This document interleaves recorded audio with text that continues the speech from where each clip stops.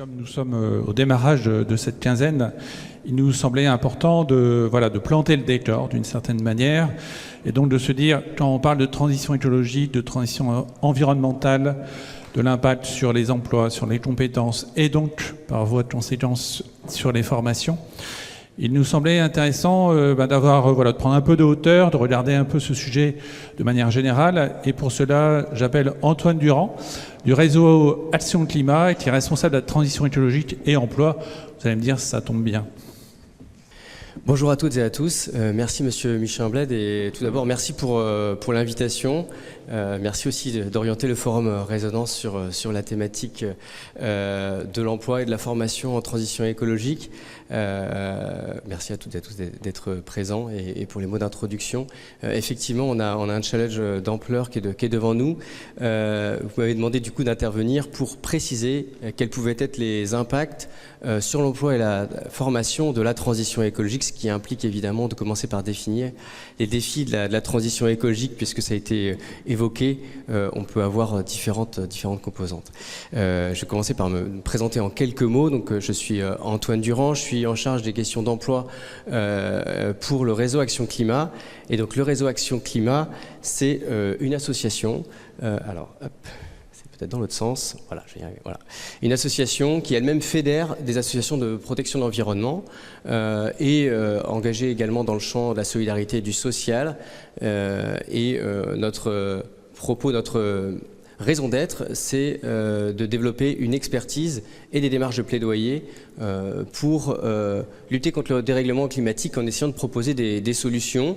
Et on est engagé depuis une dizaine d'années sur les questions d'emploi en transition écologique. Il y a 10 ans, on a commencé par déployer une démarche de plaidoyer pour 1 million d'emplois à créer pour le climat dans des secteurs qu'on reverra, qui ont pour partie d'ailleurs déjà été cités tout à l'heure, dans les secteurs prioritaires de la transition écologique. Sur les questions d'emploi, on se mobilise aujourd'hui sur 3 axes. Je serai assez court et on pourra en échanger.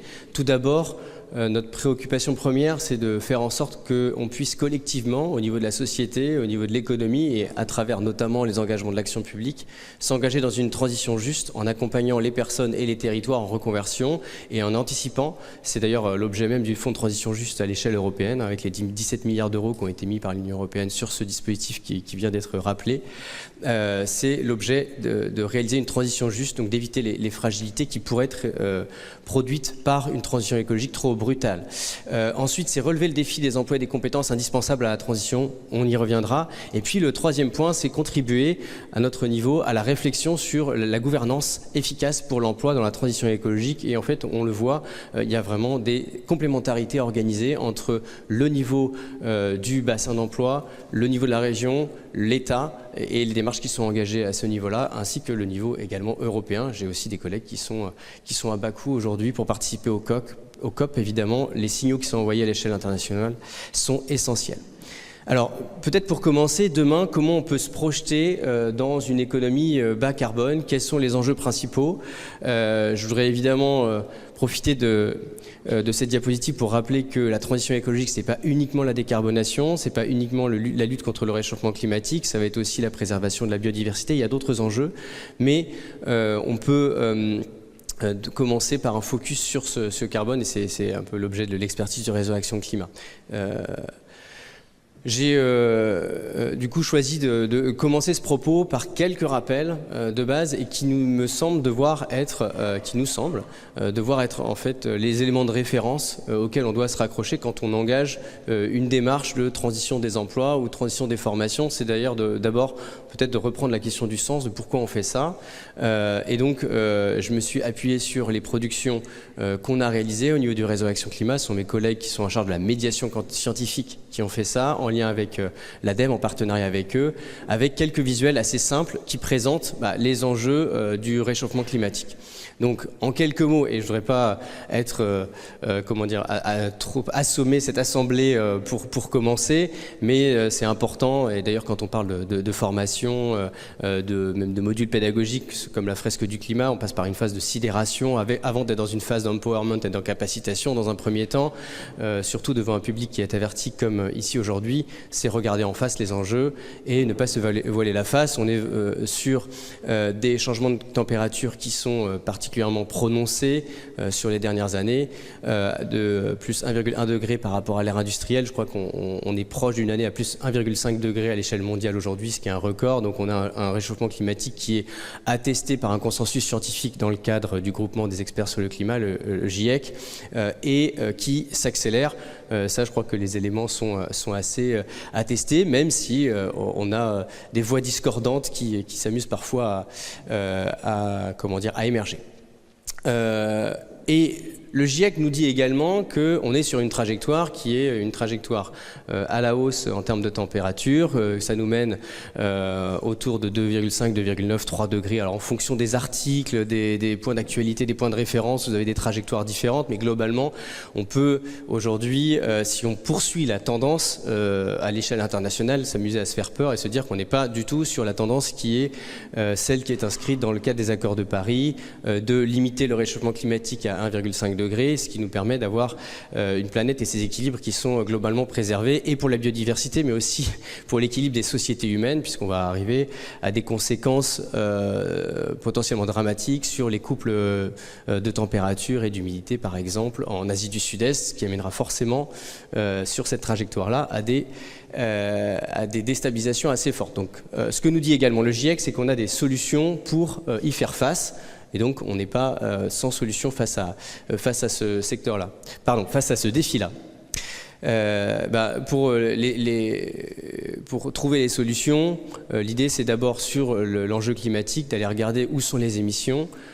Et donc, j'ai pris ici les émissions par secteur en France.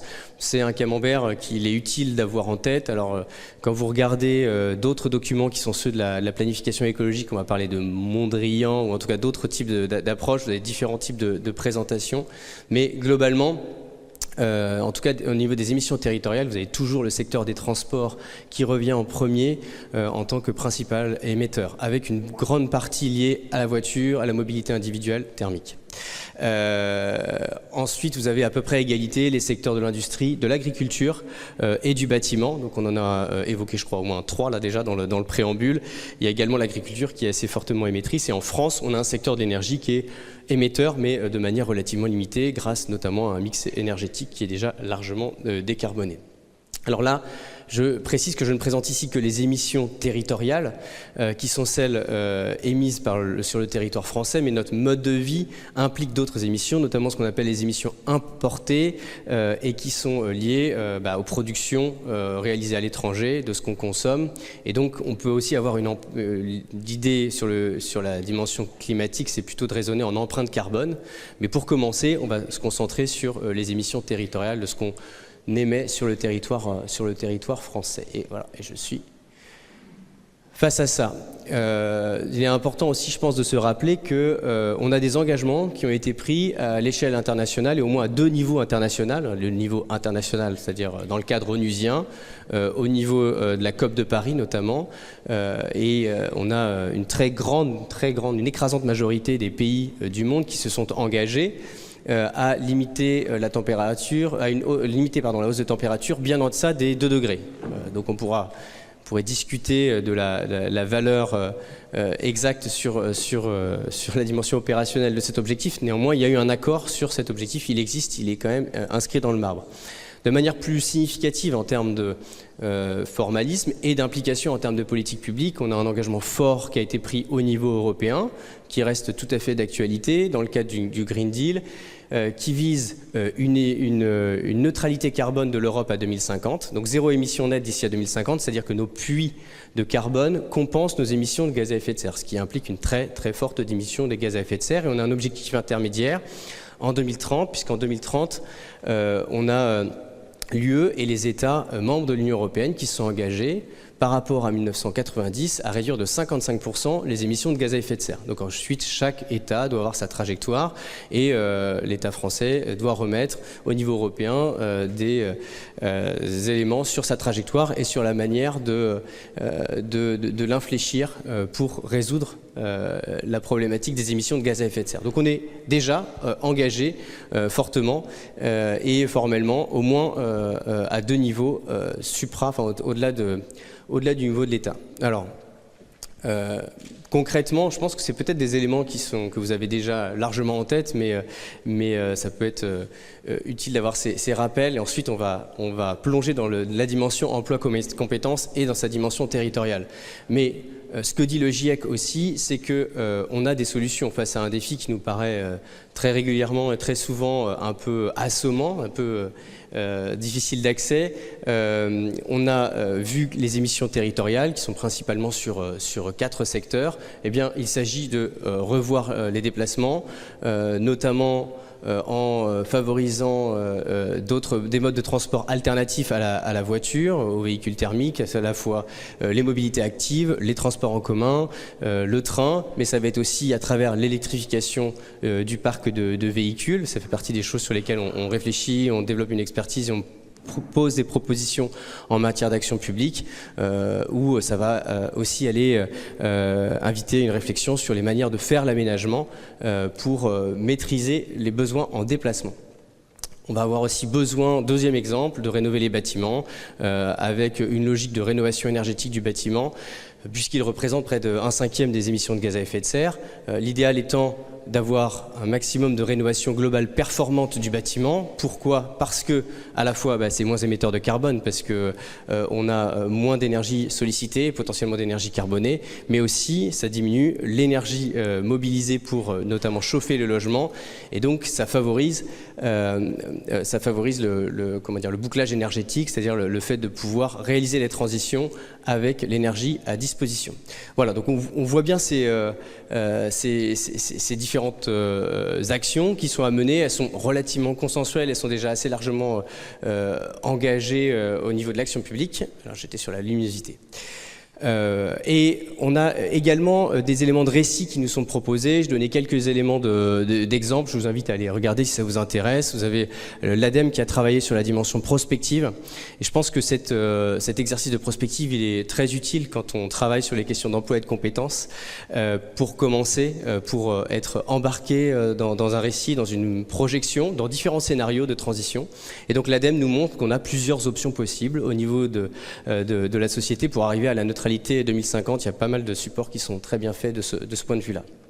Vous avez aussi une approche un peu différente, celle du Shift Project que vous connaissez peut-être, qu'a réalisé le plan de transformation de l'économie française, avec l'idée de se dire, donc on prend à peu près la démarche que j'ai présentée, c'est-à-dire les émissions de gaz à effet de serre, qu'est-ce qu'il faudrait faire pour les diminuer, quelles sont les solutions et qu'est-ce qu'on en conclut pour un plan qui soit global et mis en œuvre. Et on va voir que cette démarche, elle a quand même assez largement inspiré le gouvernement et la manière de fabriquer la transition écologique ou d'impulser au niveau français récemment. J'ai intégré aussi cette diapo pour indiquer que je vais surtout me concentrer sur la dimension climatique. Mais je vous invite à aller regarder, si ça vous intéresse, les éléments qui ont été écrits autour des 9 limites planétaires, parce qu'en fait, le climat, c'est l'item tout en haut à gauche. Changement climatique, donc là on voit que la limite est dépassée, donc on est en zone rouge, donc il faut qu'on réagisse. Mais c'est également le cas pour d'autres équilibres écologiques sur lesquels une action est attendue pour vivre différemment et éviter de remettre en cause les équilibres majeurs.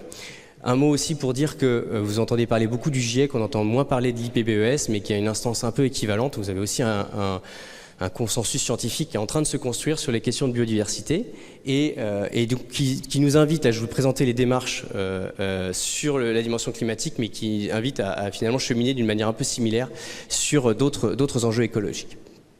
Alors, une fois qu'on a dit ça, avec un très bref rappel sur les enjeux de transition écologique, qu'est-ce que ça veut dire pour l'emploi dans une écologie bas carbone ? Donc là, je reprends les éléments qui sont ceux des émissions de gaz à effet de serre de la France, présentés différemment. On avait un camembert tout à l'heure. Ici, ça c'est les éléments des dernières sources gouvernementales sur le sujet. Donc c'est quelque chose d'assez officiel. C'est les éléments partagés pour la France sur les émissions. Donc on retrouve transport, agriculture, industrie et bâtiments résidentiels tertiaires, en secteurs à enjeux principaux. À partir de là, je vais passer un peu plus rapidement, vous avez également quel impact emploi pour la décarbonation de ces différents secteurs. Alors vous avez plusieurs organismes avant l'État qui ont travaillé sur le sujet et qui ont fait tourner des mécaniques avec des outils qui sont appuyés sur la science et sur des modèles macroéconomiques assez complexes, je ne vais évidemment pas les présenter dans le détail ici, mais c'est plutôt solide, et qui nous amènent à des résultats qui sont assez proches finalement. Là c'est le scénario négawatt qui date de 2017. Ce scénario il nous dit quoi? Il nous dit que dans le cas d'une transition écologique, on va avoir un emploi net global qui va plutôt augmenter, avec beaucoup d'emplois créés dans le scénario proposé par Négawatt sur les renouvelables, sur la rénovation, sur le bâtiment, évidemment la rénovation énergétique du bâtiment, et une diminution globale des emplois dans le secteur du transport, dans le secteur des énergies non renouvelables et des réseaux. Ça, c'est un tableau que vous avez peut-être vu, c'est une autre moulinette qui a été réalisée par le Shift Project dans le cadre de ce que j'évoquais tout à l'heure, c'est-à-dire le plan de transformation de l'économie française.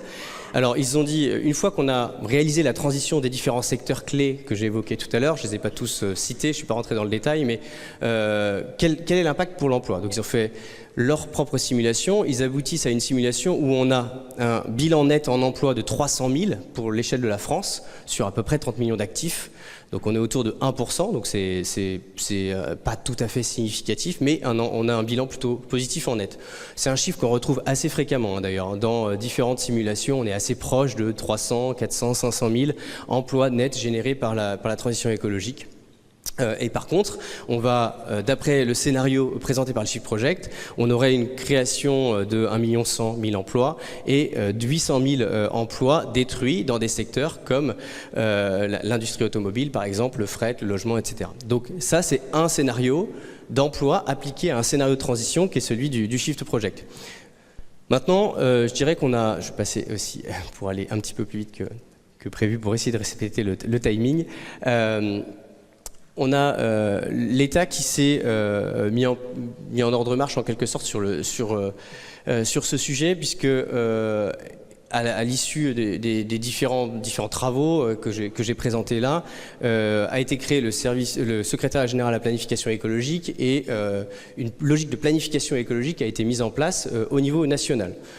Donc on a aujourd'hui accessible une trajectoire pour la France, une trajectoire de décarbonation de la France. On l'avait déjà dans le cadre du stratégie nationale bas carbone, de documents très techno que nous on connaît un peu par cœur mais qui sont très obscurs.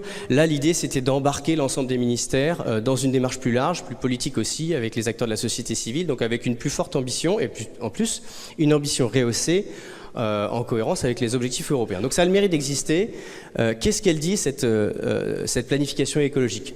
Elle fixe des objectifs de trajectoire de décarbonation. En gros, pour tenir nos objectifs européens, faire le moins 55% d'émissions de gaz à effet de serre en France d'ici à 2030, il faut diminuer nos émissions et elle propose une répartition qui est inégale en fonction des secteurs, avec des fortes diminutions attendues en termes d'émissions de gaz à effet de serre dans l'industrie, dans le bâtiment, et des efforts à réaliser en proportion un peu moindre dans les secteurs des transports et de l'agriculture, mais également avec évidemment des ambitions assez fortes sur le secteur énergétique. Ça me paraît tellement évident que je ne l'ai pas forcément cité. Mais donc on a des trajectoires qui sont désignées par secteur.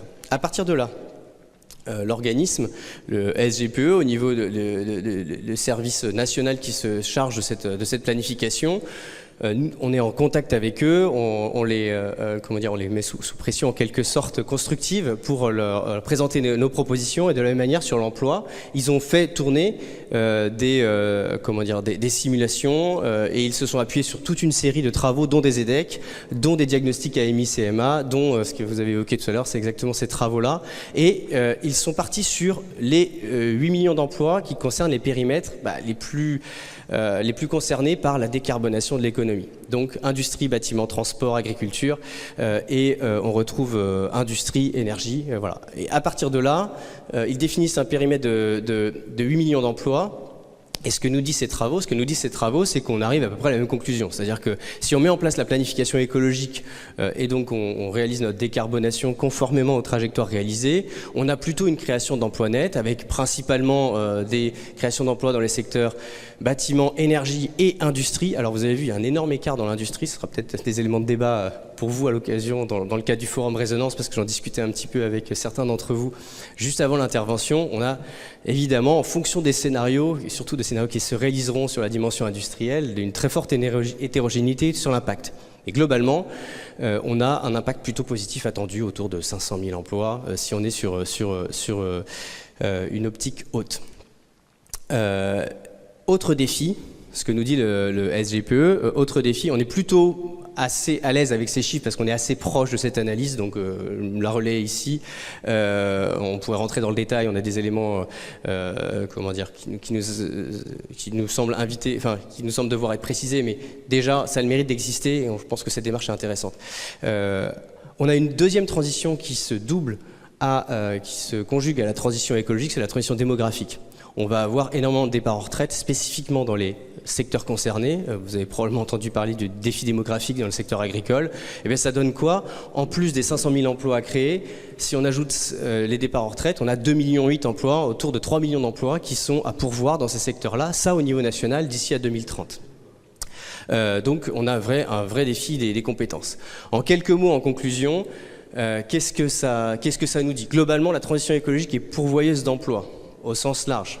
Et si on regarde certaines dynamiques, c'est déjà le cas. C'est-à-dire que si on regarde les chiffres de l'ADEME sur les emplois de la transition énergétique dans les différents secteurs, mobilité décarbonée, énergie renouvelable, bâtiment et rénovation énergétique du bâti, la croissance est plutôt effective, enfin plutôt forte d'ailleurs, même surtout en fin de période. Là, on arrive en 2021, mais si vous continuez en 2022 et 2023 dans les projections, on est plutôt sur une croissance forte et marquée. Donc c'est pas uniquement des vœux pieux ou des analyses hors sol. On constate des croissances d'emplois. Ça ne veut pas dire que on n'aura pas d'éléments difficiles et parfois très visibles parce qu'on aura besoin de reconversion, diminution d'emplois parfois dans certains secteurs attendus et qui doivent être accompagnés. Alors après, ça dépend évidemment des secteurs.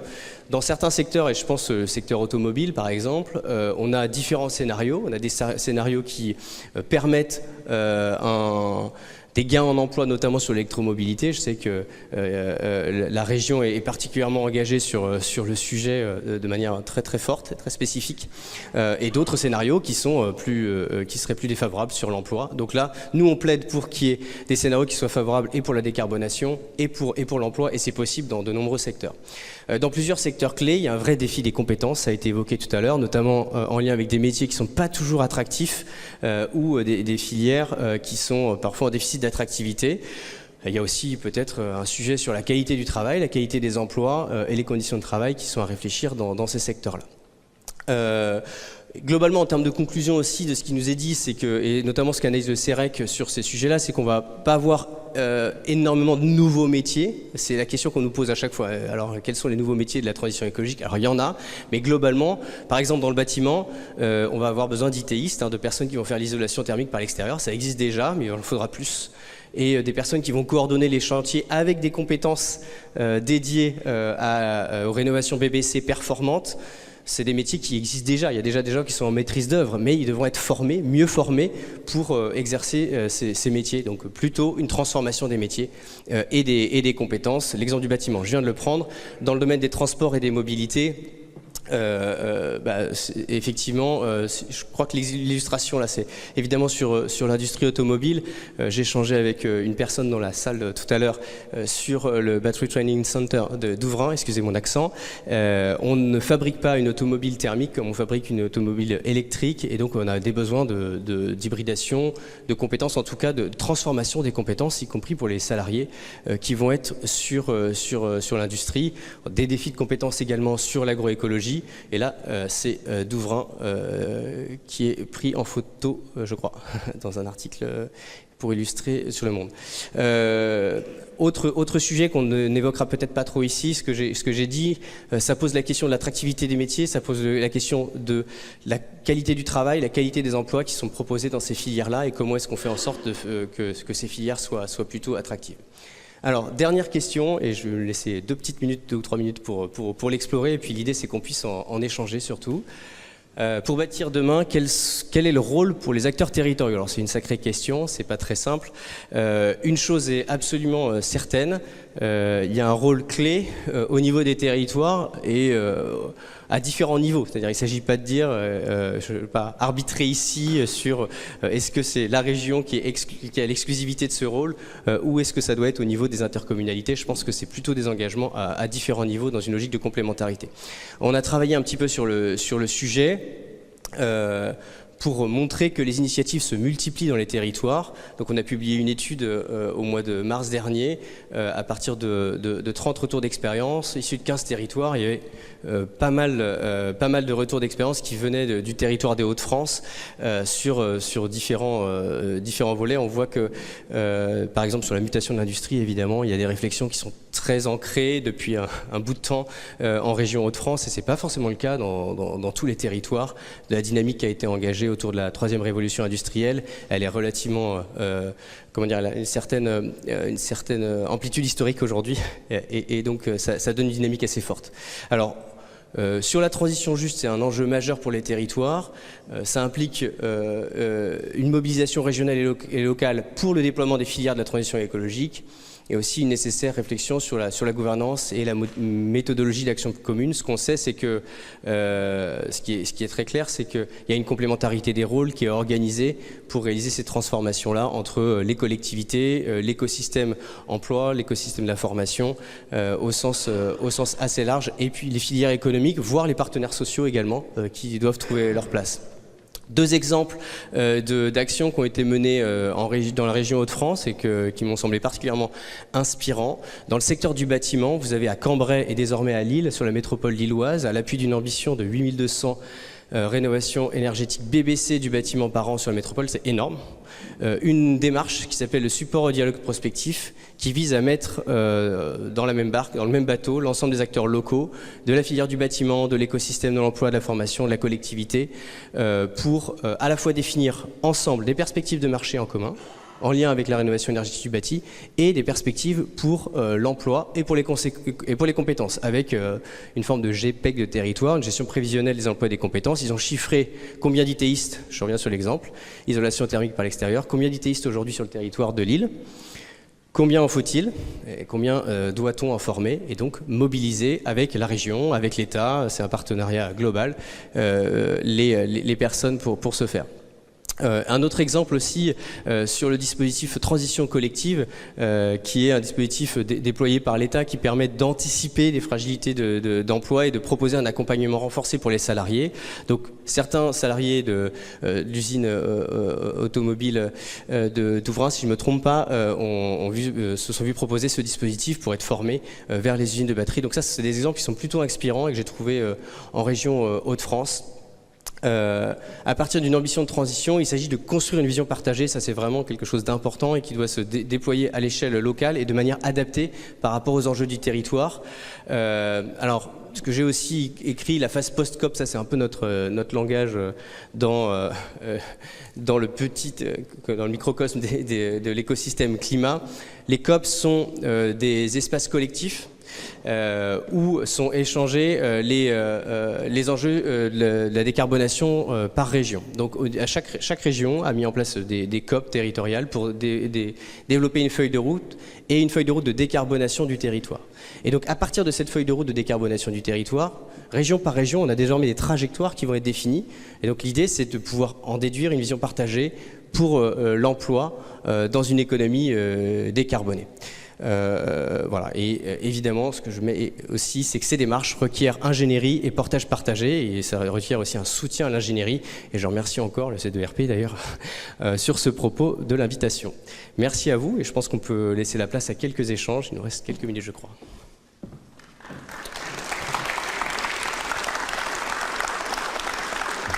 Alors, rapidement, en effet, on peut se donner 2 minutes pour les échanges. Si vous avez des questions, des remarques ou un complément à formuler auprès d'Antoine. Bonjour, Bastien Desrues, conseiller en formation continue pour le Greta Lille Métropole. Vous parliez de COP territoriale. Est-ce que vous pourriez nous en dire un petit peu plus sur la COP Hauts-de-France, s'il vous plaît ? J'ai pas participé personnellement à la COP Hauts-de-France. Ce que je sais, c'est que le dispositif est le suivant, c'est-à-dire que l'État a mis en place une planification écologique, donc une feuille de route au niveau national, avec les objectifs de décarbonation secteur par secteur. Et puis il s'est dit, il faut qu'on implique les acteurs territoriaux. C'est plutôt une bonne chose. On était plutôt favorable à ça. Et donc, se sont mis en place des COP région par région. Donc, un peu comme ce qui se passe à Bakou, mais avec en Azerbaïdjan, donc la COP internationale, avec l'ensemble des parties prenantes. Enfin, COP, c'est Conference of Parties. Là encore, excusez mon accent. Mais donc, c'est l'idée de mettre l'ensemble des parties prenantes du sujet autour d'une table pour qu'ils puissent partager les enjeux. Donc c'est ce qui s'est mis en place au niveau de chaque région, avec l'idée que ça débouche, et ça je crois que c'est pas encore public, mais ça devrait l'être bientôt. Peut-être que d'autres sont plus informés que moi sur le sujet et pourraient rebondir, bien évidemment. N'hésitez pas dans ces cas-là. Ça va aboutir dans quelques semaines sur des feuilles de route, donc des trajectoires de décarbonation pour la région. Et nous, on trouve que cette phase-là, elle est intéressante parce que, alors, vous avez déjà des engagements dans le cadre des SRADET, la région est déjà engagée, j'ai évoqué la démarche REV 3, en tout cas spécifiquement pour les Hauts-de-France, et je pense de manière peut-être plus avancée qu'ailleurs, sur ce sujet d'évolution de décarbonation, notamment de l'industrie. Donc il y a déjà des choses qui existent, mais avec les feuilles de route de décarbonation, on va avoir une logique de complémentarité entre des engagements de décarbonation régionaux et une démarche nationale. Et normalement, ça devrait boucler, c'est-à-dire que l'ensemble devrait être cohérent. Donc ça, il y aura une logique de vérification qui sera faite au niveau des services de l'État. Je fais toute confiance au SGPE pour avoir une analyse data extrêmement précise sur le sujet. Ils sont quand même assez solides de ce point de vue-là. Et donc, on va avoir ces engagements. Ces engagements, ils gagnent à être connus et à être partagé. Donc c'est un peu la présentation que j'ai faite, mais en l'appliquant davantage aux Hauts-de-France. Là, j'étais plutôt sur une présentation nationale. On n'a pas encore la feuille de route pour les Hauts-de-France. Je vous invite à rester attentif à ce sujet. Une fois que la feuille de route sera réalisée, nous, ce pourquoi on plaide auprès de nombreux acteurs, ça va des partenaires sociaux. J'en ai échangé avec la CFDT, avec le MEDEF, avec la CFE-CGC. J'en ai échangé avec la Banque des Territoires, avec de très nombreux acteurs. C'est qu'une fois qu'on a ces feuilles de route de décarbonation, qui sont partagés par une partie des acteurs. Alors, j'ajoute que dans les COP, il manquait parfois certains protagonistes, donc ça, on l'a signalé, voilà, notamment les partenaires sociaux qui n'ont pas été suffisamment associés partout. Mais bon, au-delà de ça, l'idée, c'est de pouvoir partir de ces feuilles de route, de mettre tout le monde autour de la table pour travailler sur la traduction de ces feuilles de route de décarbonation en matière d'emploi. Ça implique de passer par une démarche prospective, ça implique d'avoir les bons acteurs autour de la table. Ça implique pas simplement d'être juste dans des espaces de réunion où tout le monde parle de manière parfois un peu décousue, ce qui a pu être le cas dans certains, enfin ce qui peut être le cas parfois, mais ça implique d'avoir une méthodologie de travail qui soit assez claire. Et par exemple, la méthodologie du support au dialogue prospectif qui est développée à Lille ou dans le Cambrésis sur le bâtiment, clairement, c'est une méthode qui est assez robuste, qui a fait ses preuves. Donc c'est tous les acteurs autour de la table, un groupe de travail qui projette une prospective, enfin, qui exerce un travail de prospective sur les marchés. Quelle projection de marché on donne aux entreprises sur la base de la décarbonation? C'est-à-dire quel marché il y a sur l'économie de la mobilité décarbonée, évidemment de la rénovation énergétique batterie, des énergies renouvelables, etc. etc. Parce que, et ensuite, une autre dynamique sur les projections en matière d'emploi et de compétences. Et on met en cohérence les deux. Enfin, bon, je ne rentrerai pas dans le détail de la méthodologie, elle est présentée ici, vous avez le lien dans la diapositive, mais ça existe et on plaide pour que l'ensemble des acteurs régionaux se saisissent de ces feuilles de route pour travailler sur cette base-là. Voilà. Donc pour nous, c'est possible. Merci Antoine, merci beaucoup.